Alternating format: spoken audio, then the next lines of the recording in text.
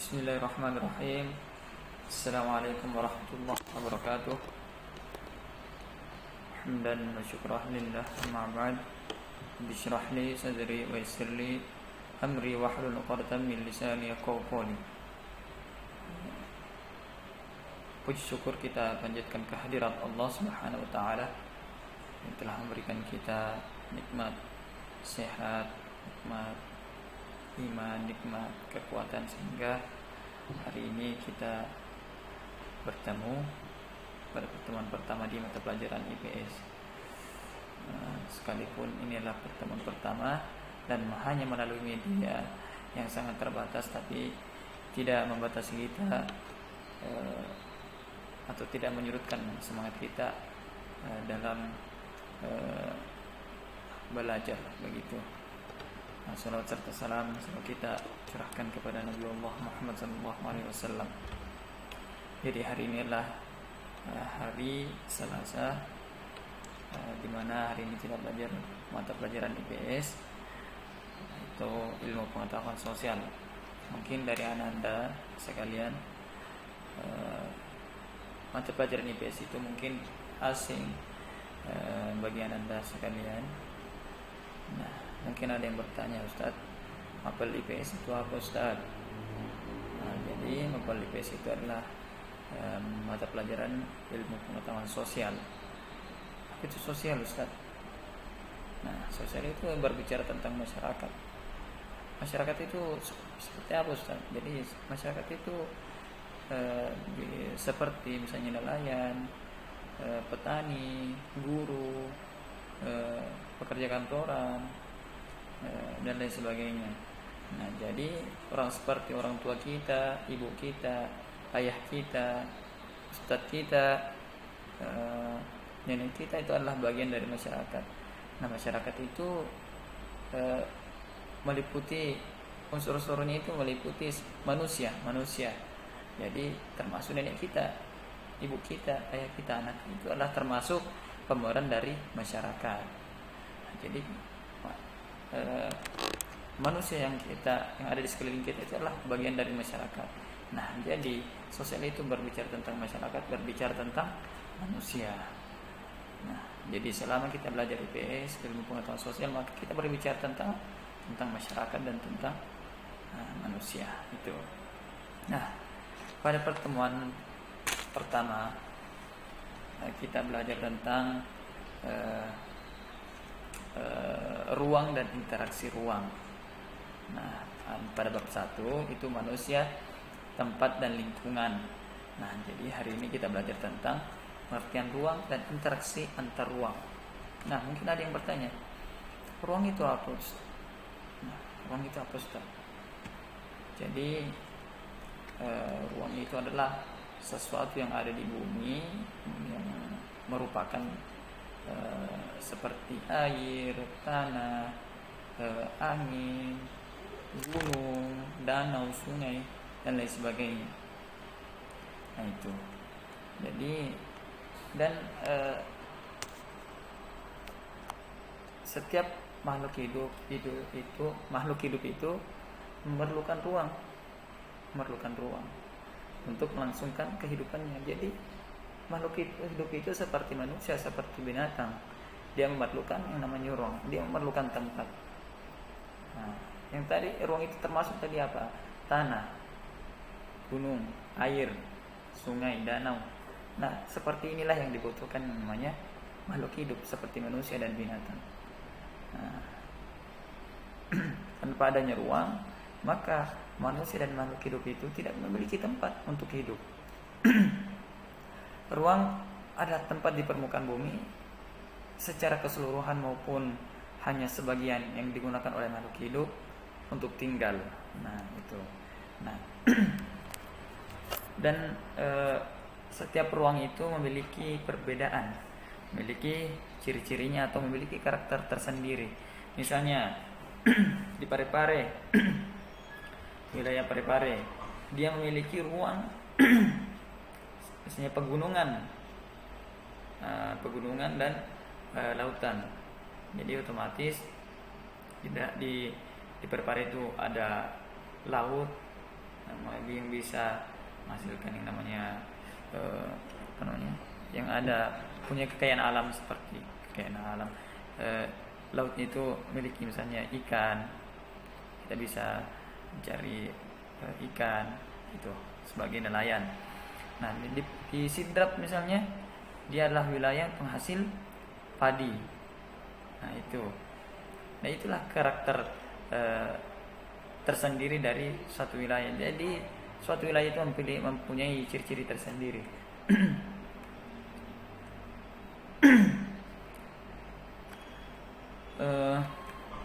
Selanjutnya jadi tidak ada lokasi atau tidak ada wilayah yang sama persis satu dan yang lainnya. Jadi karakteristik ini atau ciri-ciri inilah yang kemudian menciptakan keterkaitan antar ruang di permukaan bumi. Jadi misalnya di Indonesia juga sebagai suatu wilayah di permukaan bumi yang memiliki ciri-ciri atau karakteristik tersendiri yang berbeda dengan wilayah lainnya. Jadi dengan adanya perbedaan ini terjadi yang namanya interaksi antar ruang. Dan memiliki keterkaitan dengan ruang-ruang yang lainnya. Misalnya yang tadi Ustaz jelaskan, di Parepare penghasil ikan misalnya. Nah di Sidrap penghasil apa? Penghasil beras. Nah di sini memiliki keterkaitan. Jadi orang Sidrap ke Parepare membeli ikan misalnya, baru orang Parepare membeli beras di Sidrap, begitu. Jadi ada keterkaitan. Bisa contoh lain, misalnya kita ke pasar atau ke toko swalayan, misalnya semua barang yang dijual berasal dari daerah Indreka misalnya.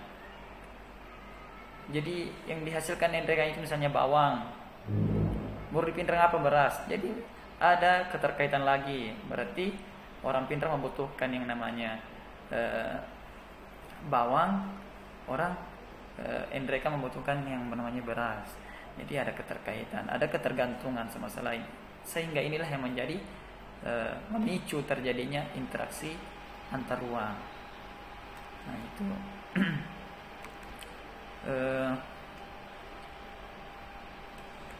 jadi interaksi antar ruang itu bisa berupa pergerakan orang, bisa barang, bisa informasi dari daerah asal menuju daerah tujuan.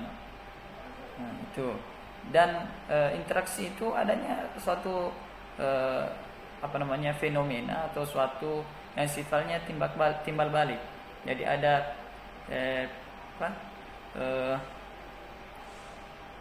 ada hubungan timbal balik dan mempunyai pengaruh terhadap tingkah laku. Nah, baik itu kontak langsung maupun tidak langsung. Jadi interaksi antar ruang itu harus adanya hubungan timbal balik itu, interaksi antar ruang itu.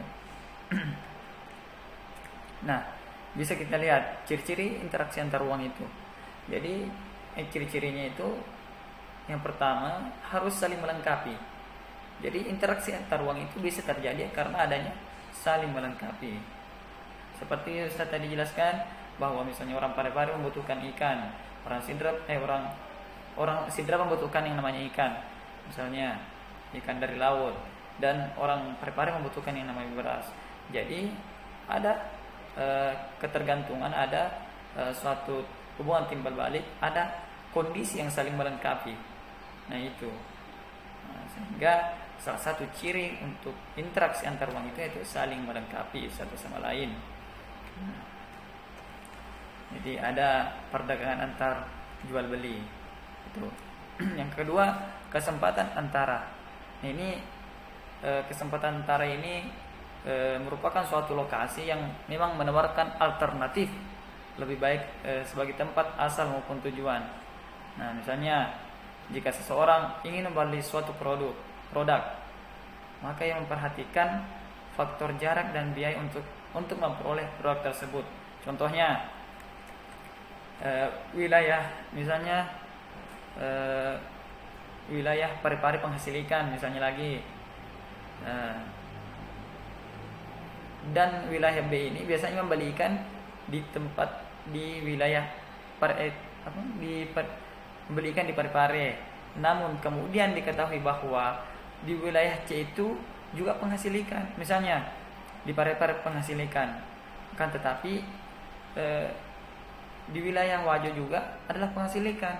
Nah, orang Sidrap ini dia mikirnya bahwa untuk ke Parepare membeli ikan itu mempunyai biaya yang lebih besar dibandingkan ke Wajo.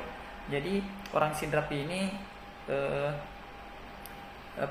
orang Sidrap ini lebih baik menuju ke Wajo membeli ikan daripada ke Parepare membeli ikan, karena ongkos untuk menuju Parepare itu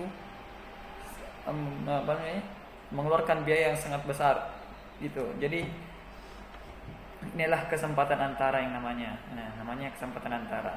Inilah salah satu syarat-syarat terjadinya yang namanya interaksi antar uang. Gitu. Yang ketiga, ciri-cirinya syarat terjadinya interaksi antar uang itu kemudahan transfer. Nah, misalnya pengangkutan barang atau juga orang memerlukan biaya untuk terjadinya interaksi tersebut harus lebih rendah dibandingkan keuntungan yang diperoleh. Nah, jika biaya tersebut terlalu tinggi dibandingkan dengan keuntungannya, maka interaksi antar uang tidak akan terjadi. Nah, kemudahan transfer dan biaya yang diperlukan juga sangat tergantung pada ketersediaan infrastruktur, sarana dan prasarana yang menghubungkan daerah asal tujuan. Dan misalnya jalan yang rusak dan sulit untuk dicapai akan mengurangi kemungkinan terjadinya yang namanya interaksi antar uang. Bagaimana mungkin misalnya orang bisa ke Parepare membeli ikan kalau jalannya berlubang-lubang? Orang akan berpikir bahwa kita nggak usah ke Parepare. Kenapa? Jalannya jelek, jalannya berlubang-lubang, berbahaya untuk keselamatan, bahaya untuk keselamatan kita. Nah, otomatis ini akan mempengaruhi interaksi antar uang. Nah, itu. Jadi ada kemudahan transfer baik itu dari sarana dan prasarana yaitu yang menghubungkan daerah dan asal tujuan. Nah, itu. Misalnya contohnya juga seorang misalnya ingin menjual sayur ke pasar Lekesi, misalnya ada seorang akan menjual sayur dari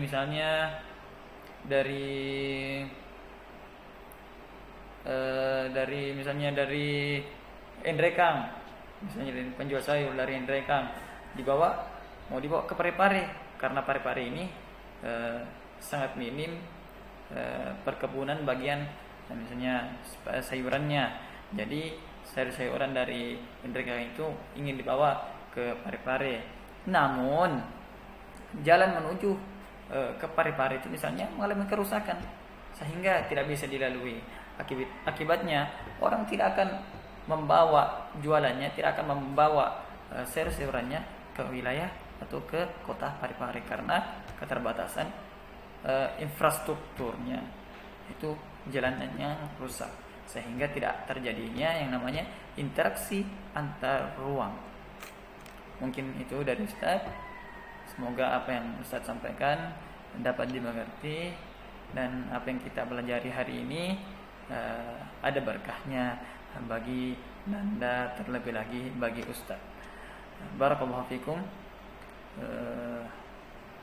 Allahumma wafiq ila aqwamit thoriq. Assalamualaikum warahmatullahi wabarakatuh.